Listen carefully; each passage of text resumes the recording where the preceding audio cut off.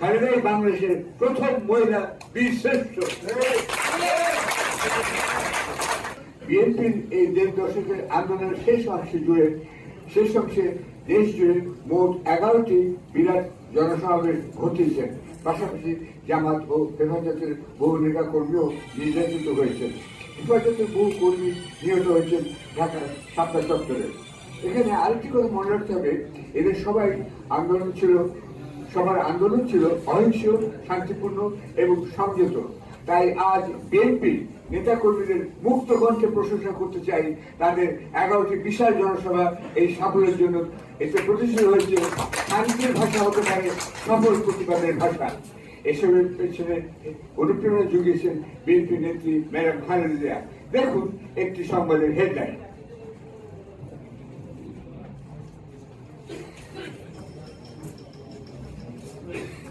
কাতারের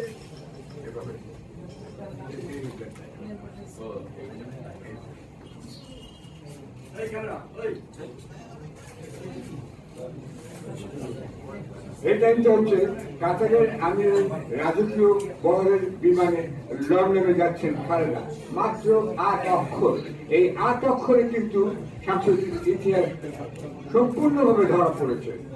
এই চমৎকার হেডলাইনটি ফুটে উঠেছে বিএনপি নেত্রী খালেদা জিয়ার সঙ্গে আওয়ামী লীগ নেত্রী শেখ হাসিনা। তিনি এখনো মনে করেন তিনি বাংলাদেশের প্রধানমন্ত্রী না। শেখ হাসিনা আপনি বাংলাদেশের সবথেকে ধীরত ব্যক্তি, আপনি নয়, সবাই বিবেচনা করুন। দুই নেত্রীর মধ্যে কি আকাশ পাতাল তফাৎ। হাসিনা আগে 5 বছর এবং তারপরে একটা 15 বছর ভুয়া নির্বাচনের মাধ্যমে দেশের প্রধানমন্ত্রী হওয়া সত্ত্বেও 5 আগস্টে একটি মালবাহী বিমানে দেশ থেকে গোপনে পালিয়ে যেতে বাধ্য হন। আর খালেদা জিয়া সেদিন গেলেন প্রকাশ্যে একটি রাজকীয় বিমানে লন্ডনের চিকিৎসার জন্য। হাসিনাকে বিদায় জানানোর জন্য একটি মানুষই ছিল না এয়ারপোর্টে। আর খালেদাকে বিদায় জানাতে সন্ধ্যাবেলায় ও রাতে তার বাড়ি থেকে এয়ারপোর্ট পর্যন্ত ছিল পথে জনতার ঢল। রাজধানীর সব পথে ছিল ট্রাফিক জ্যাম। মানুষের এই ভালোবাসা ও শ্রদ্ধা অর্জন করেছেন খালেদা জিয়া। আমি নির্দ্বিধায় বলতে পারি, খালেদাই বাংলাদেশের প্রথম মহিলা বীরশ্রেষ্ঠ। এই সম্মান থেকে অর্জন করতে হচ্ছে বহু কষ্টে ও ত্যাগের মধ্যে। তাই তার প্রতি অসীম শ্রদ্ধা দেশে ও বাইরেও ছড়িয়ে পড়েছেন। শেখ হাসিনাকে ইন্ডিয়া বাধ্য হয়েছে আশ্রয় দিতে।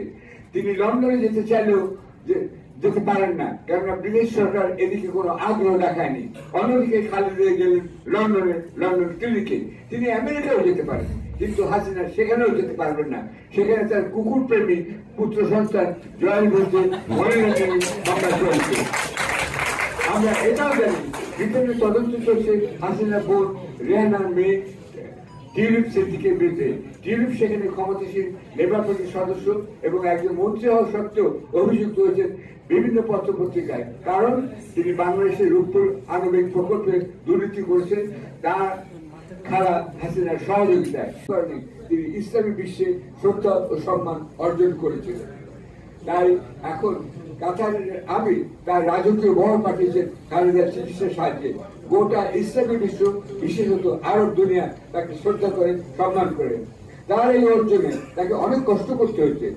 সাবজেক্ট কেটেছেন, জেল কেটেছেন, গৃহবন্দী থেকেছেন, বিদেশি চিকিৎসা বঞ্চিত হতে গেছেন। সবচেয়ে বড় কষ্ট হচ্ছে তিনি তার জীবিত একমাত্র সন্তান অর্থাৎ তারেক রহমানের কাছ থেকে বহু দূরে থাকতে বাধ্য হয়েছেন বহু বছর। অকাল বিধবা এই নারী তার পারিবারিক জীবনে বঞ্চিত হয়েছেন, তার স্বামীর স্মৃতি বিজড়িত বাড়ি থেকে বিতাড়িত হয়েছেন। কিন্তু সবকিছুরই যাতে শেষ আছে সেটা প্রমাণিত হয়েছে জুলাই আগস্ট অভ্যুত্থানে, এবং শেষটা হয়েছে ভালো। খালেদা যে দেখলেন শাশ্বত মূল্যবোধী যে কাম্য, স্বাধীনতা, মার্জিত রুচি, ভদ্রতা, নম্রতায় যে সাধারণ মানুষ চায় সেটাই সত্য। তাই খালেদাই বিজয়ী বীরশ্রেষ্ঠ মহিলা। তাকে পূর্ণ সহযোগিতা করেছেন লন্ডন প্রবাসী তারেক, যিনি বিএনপির ভারপ্রাপ্ত চেয়ারপারসন রূপে গুরুদায়িত্ব পালন করেছেন প্রায় 1.5 দশক জুড়ে। তিনি সফলভাবে বিএনপির নেতৃত্ব দিয়েছেন।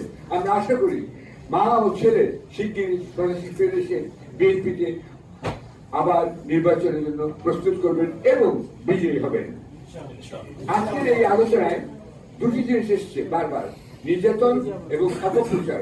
আমি নিজেও নির্যাতিত হয়েছি, যার ফলে আমার বাম চোখ এবং বাম কান নেই। আমি সলিটারি কনফাইনমেন্ট বা নির্যাতিত কারাবাসী ছিলাম প্রায় 1 মাস, সেখানে এই ঘটনাটি ঘটে। আমি নিজেদের বিষয়ে আমি নিজের কথা বলবো না, তবে তারেক রহমানের কথা বলতে চাই। আমি তাকে জিজ্ঞাসা করছি, তোমাকে কি নির্যাতন করে তুমি বলো।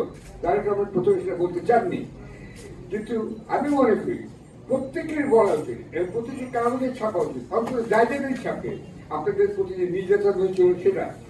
তার কারণ এটা বলেই বোঝা যাবে আওয়ামী লীগ কত হিংস্র, প্রতিহিংসা পরায়ণ, অসভ্য একটি পার্টি। সুতরাং এই নির্যাতনের কথা তোমাকে বলতে হবে। তারেক তোমাকে কি করেছিল? তারেক রহমান আমাকে বলেছিলেন, আমারই কপাল এমন যে শেষ পর্যন্ত যখন আমাকে ট্রান্সফার করা হলো ঢাকা সেন্ট্রাল জেলে, তখন আমাকে দেখলাম সেখানে সব মেডিকেল ওয়ার্ডে সকল বন্দীদের মধ্যে একটা বিছানা খালি, 3 নম্বর ওয়ার্ডে 3 নম্বর বেড। সেখান থেকে প্রহরীরা পর্যন্ত তারেক রহমানকে সম্মান করে ওই বেডে আর কাউকে শুতে দেননি, আমাকে নিয়ে গেল সেই বেডে। বলে আমরা সারের জন্য খালি রেখেছিলাম। তারেক রহমানের স্মৃতি কিন্তু এখনো 3 নম্বর ওয়ার্ডে 3 নম্বর বেড, ওই বেডে কাউকে শুতে দেয়নি। আমি শুতে পেরেছিলাম, নিজেকে ধন্য মনে করেছিলাম। ধন্যবাদ। এই প্রসঙ্গে